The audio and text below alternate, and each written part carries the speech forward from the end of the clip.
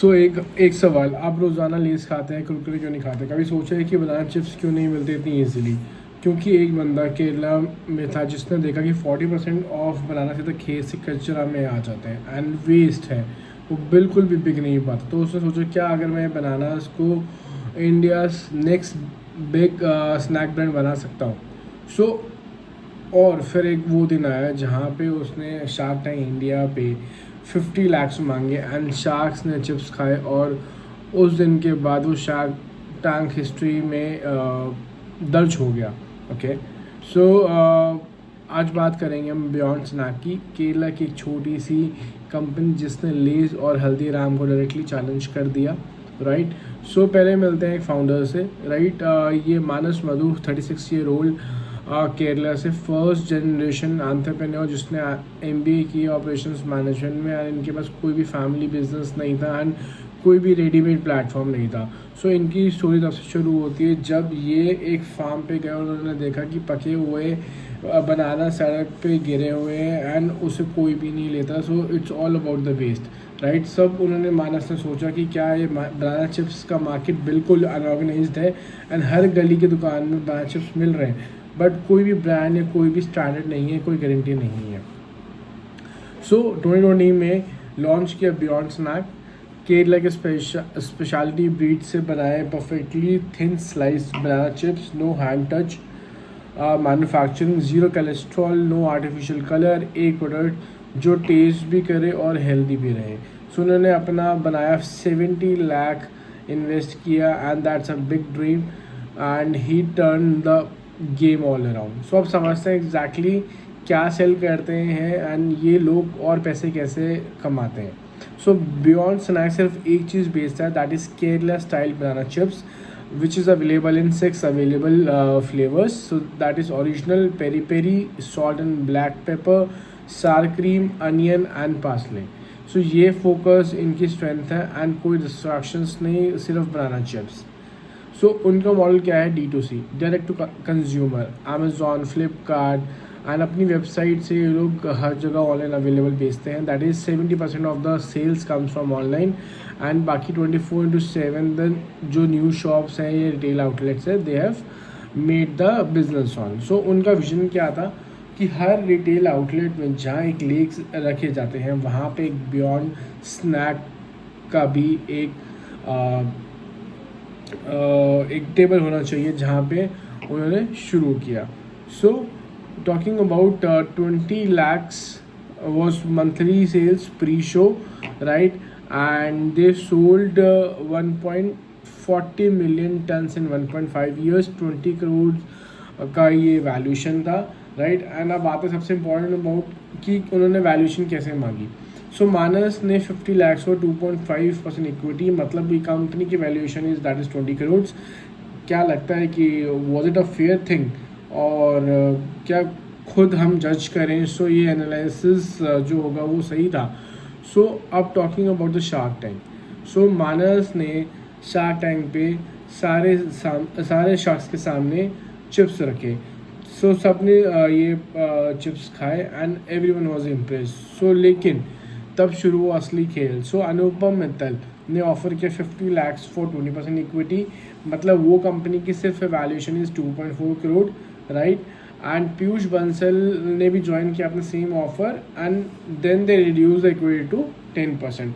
सो लेकिन तब अश्नीर ग्रोवर और अमन गुप्ता ने जो किया वो फाउंडर्स ही चाहते थे। So exact deal 50 lakh for 2.5% equity and कोई नेगोशिएशन नहीं, कोई हैगलिंग नहीं, and that is what the founder always wanted. So Manas ने सेकंड भी नहीं दिया एंड डील क्लोज कर दी। सो Piyush and Anupam plus like combined offer is 50 lakhs for 10 to 20% equity, but implied valuation was 2.5 to 5 crores.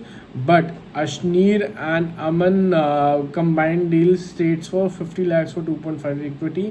Combined valuation comes across 20 crores, जो कि मानस ने मांगा। सो अब आपको बताते हैं कि एनालिसिस कितना आसान है।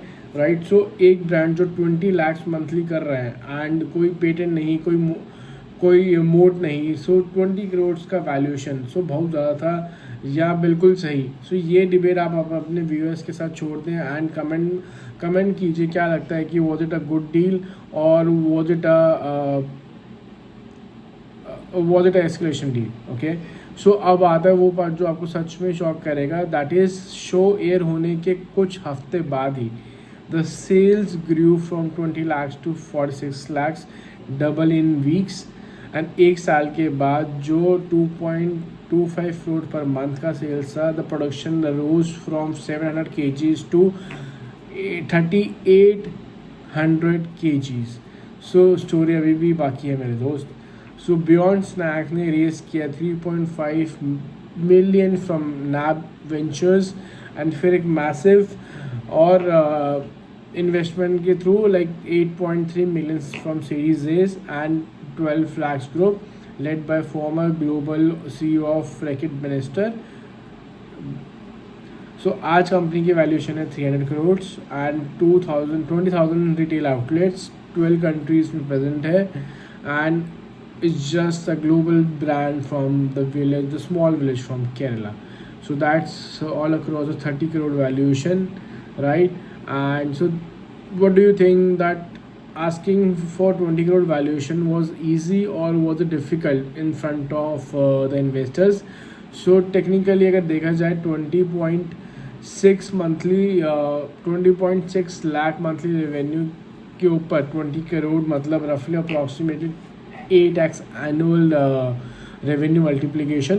सो स्नैक्स इंडस्ट्री में ये सही था या हाई था, लेकिन मानस के पास एक यूनिक प्रोडक्ट था with zero real competition in banana chips category that made him 140 metric ton already sold. इसलिए आर्गुमेंट दोनों तरफ से बनता है। So what all lessons do I see from this particular Shark Tank episode? Lesson 1, niche में जाओ, category बनाओ। हल्दीराम सब बेचता है, बियॉन्ड स्नैक्स सिर्फ बनाना चिप्स में ही फोकस करता है, right? And that is the unique value proposition. Lesson 2, exact deal मांगो, जस्टिफाई करो। सो मानस ने 2.5% पे like he was very firm about it. Anupam ने 20% ऑफर किया बट पोलाइटली मना करने के बाद नेगोशिएशन में अपनी वैल्यूएशन उनको मिल गई। सो लेसन 3, वेस्ट में अपॉर्चुनिटी ढूंढो। So 40% of banana waste is equal to multi crore brand. Do you think that this particular have a unique case study? So problem देखा, सॉल्व किया। सो ये एंटरप्रेन्योरशिप का कोर है। सो लेसन 4, D2C से शुरू करो एंड फिर ऑफलाइन स्केल करो। So just go on the online portals first and then scale down to your offline portals. So ये तो बहुत बड़ी स्टोरी थी बियॉन्ड स्नैक की कहानी की, जो केरला के खेत से 300 करोड़ के ग्लोबल स्नैक कंपनी तक। सो आपको क्या लगता है, मानस को अनुपम और पीयूष से डील एक्सेप्ट करना चाहिए था या नहीं? और क्या आप सोचते हैं कि बियॉन्ड स्नैक इंडिया का नेक्स्ट लेस बन सकता है? सो प्लीज़ कमेंट एंड ज़रूर बताओ कि what's the generally ideal approach should be. And अगर आपको ये वीडियो हेल्पफुल लगी एंड आप इसको लाइक शेयर सब्सक्राइब करो, क्योंकि हर हफ्ते एक ऐसी स्टोरी लाते हैं जिस real numbers and real analysis, no fluff. Next video में मिलते हैं and keep watching, keep dreaming and keep building.